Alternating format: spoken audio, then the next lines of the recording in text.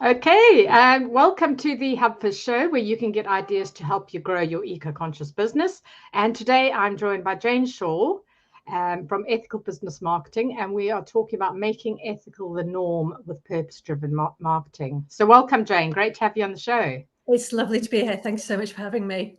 Yeah, and this is obviously my first show of January, first show of the year, 2022. Yeah, I haven't done a show for quite a few months. So, yeah, excited to be back and to get going again. So, Jane takes the mystery and overwhelm out of marketing and gives you the knowledge and confidence to take control of your own brilliant communications. And so, we're going to launch straight into the questions. And so, why does traditional marketing often feel sleazy if you're ethical? I think, if we're honest, probably because it often is quite sleazy. I think for me, when we're talking about profit, that always takes precedence. And so when you're thinking about profit, you're thinking about the sale, you're thinking about the product, and people almost become reduced to consumers. They stop being individuals, they stop being people, they stop being human. And also the planet, we suddenly start seeing the planet as this resource to help us with our profits and our products and our services.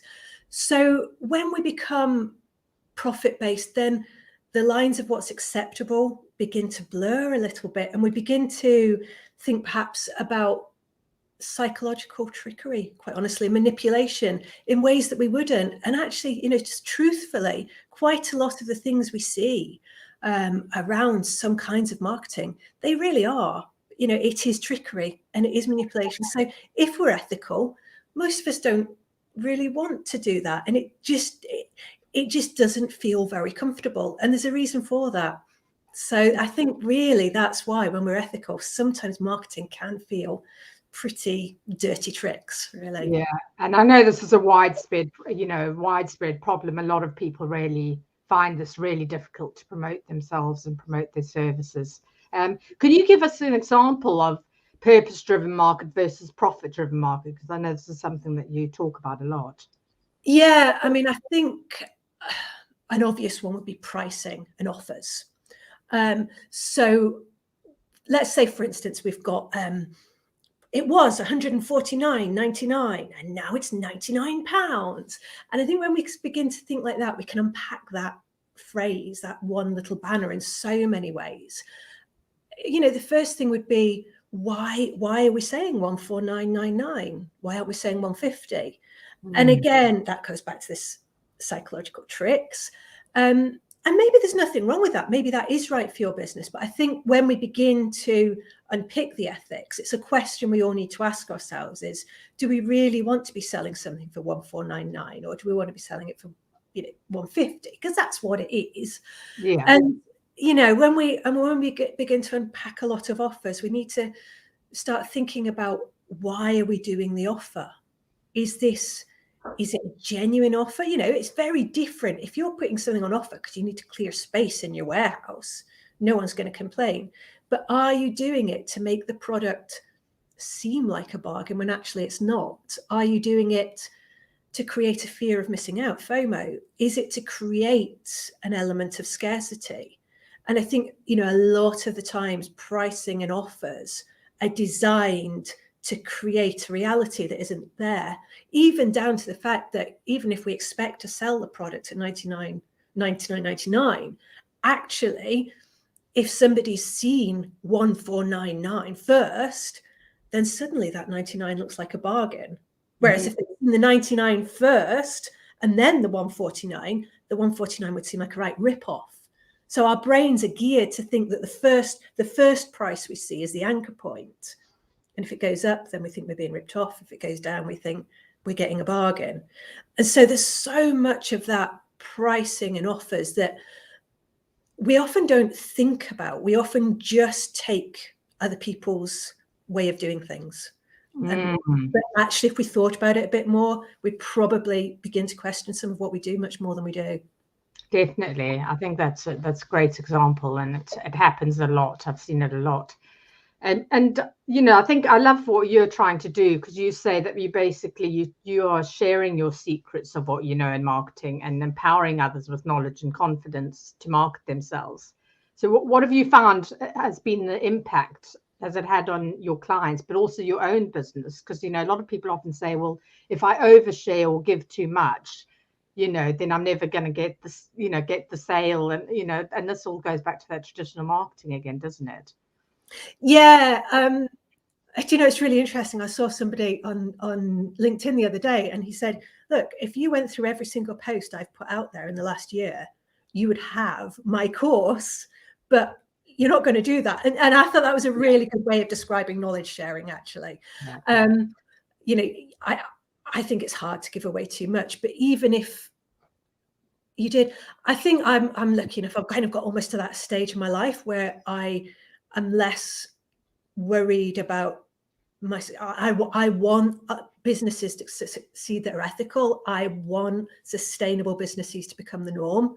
And if I can help that happen and make enough money to get, you know, be happy, that's fine. I don't want to be a millionaire. So I think, you know, doing the business for me is about just being able to go to bed at night comfortable in my own skin. And I think in terms of clients and what they get from that, I think it is that confidence. There's a huge amount because marketing doesn't feel right for so many people, traditional marketing, profit-driven marketing, then it becomes difficult. It becomes something quite unpleasant to do. We shy away from it. And to actually give those people the confidence to go, no, you've got this. You do know how to do this because you're talking to like-minded souls. You know, most business owners are like their customers, particularly in the ethical space. And so they begin to realize that marketing isn't a dark art. And also when you get into ethical marketing, it becomes more sustainable. And by sustainable, I mean, you know, it's not about short-term promos and quick fixes. It becomes a much more ongoing, stable, steady process. And it becomes much more enjoyable because most of us enjoy building relationships with our clients, not to get their money, but to work with them, to meet their needs, to get out the right products, to make our own products or services better. And so I think when you begin to get into this kind of marketing, it just works for everyone. And it helps them go to bed with that same feeling of, yeah, I made a difference today, even though I was doing marketing. Definitely. You're helping others out, aren't you? And you're providing a service for them, and yeah, you're growing together. I totally agree with everything you're saying because I'm totally all for that, and sharing as well. You know, I do share a lot. I tend to overshare, over give away stuff and everything, but it always comes back in other ways. And like you say, that guy who had all the posts out, you can give all that information, but actually when I go to and want to do something, I just want it all in one place and given to me in one big chunk. You know, I don't want to have to go and search for it everywhere. So I would still pay for that so that I could have that convenience. And lastly, what is your top eco tip? I know you've got many, and most of my guests do, but you talk about one of them. I think you talked about overconsumption. I'm quite interested in what you say about that.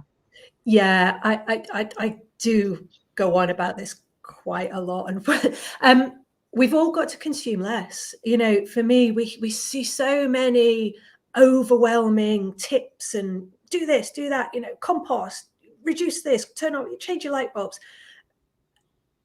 It's not worked for 30 years. I think the one thing we can all do is change our mindset towards consuming less. And that means it's not simply about changing your fossil fuel car for an electric car. It's about buying the smallest car you can, about using it as little as you can, about keeping it for longer. It's about our phones, not changing our phone when we reach the end of our contract. It's about how many pairs of shoes we own. It's about our food. You know, in the UK, we've got people consume about a third more calories than they need to. And that's not just a health issue. That's actually a climate issue. And it's this consumption. We always consume too much. So yeah, if I could change the world, that would be it. Let's just all consume less. Fantastic. I totally agree. That's brilliant.